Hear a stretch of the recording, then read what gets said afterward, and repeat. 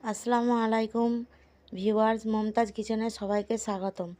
আবারও আমি চলে এলাম একটা স্ন্যাক্স রেসিপি নিয়ে। আজকে আমি আলুর পকোড়া বানিয়ে দেখাবো। তার জন্য আমি 3টে আলু নিয়েছি, গ্রেট করে নিয়েছি আলুটা। দিয়ে দিলাম 1 বাটি পেঁয়াজ কুচি, দিয়ে দিলাম সামান্য লবণ। হাত দিয়ে খুব ভালো করে মিশিয়ে নেব। কিছু মশলা দিয়ে দেব, লঙ্কা গুঁড়ো, হলুদ গুঁড়ো, জিরে গুঁড়ো, আর দেব আদা রসুন বাটা, আর ধনেপাতা কুচি, আর কাঁচা লঙ্কা কুচি।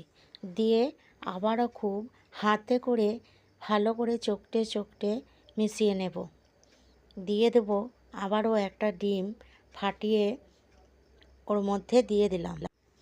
আবারও খুব ভালো করে ডিমটাকে মিশিয়ে নেব।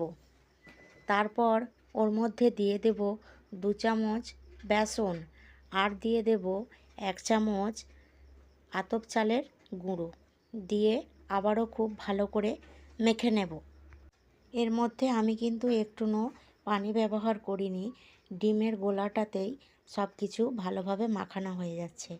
দিয়ে দিলাম আবারও একটু চাট মশলা, আর দিয়ে দেব সানরাইজ মিট মশলা সামান্য, দিয়ে আবারও খুব ভালো করে হাত দিয়ে মিশিয়ে নেব। অন্যদিকে গ্যাসের উপরে একটা ফ্রাইং প্যান বস করিয়ে রেখেছিলাম, ওর মধ্যে দিয়ে দিয়েছি সামান্য তেল। তেলটা গরম হয়ে গেলে পেঁয়াজির আকারের মতো চামচে করে শেপ দিয়ে দিয়ে বানিয়ে নেব আলুর পকোড়া।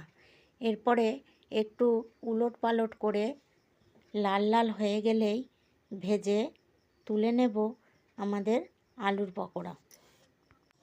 তাহলে চলো, রেডি হয়ে গেল আমাদের আলুর পকোড়া। এটা দেখতে খুব লোভনীয় হয়েছে, খেতেও খুব সুন্দর হয়েছিল। আপনারা বাড়িতে বানিয়ে একবার দেখবেন, না বানালে পস্তাবেন। খেয়ে দেখবেন কত সুন্দর হয়েছে। তো আজকের মতো এখানেই শেষ। অন্য কোনো রেসিপি নিয়ে আবারও আপনাদের সঙ্গে দেখা হবে। ভালো থাকবেন, সুস্থ থাকবেন।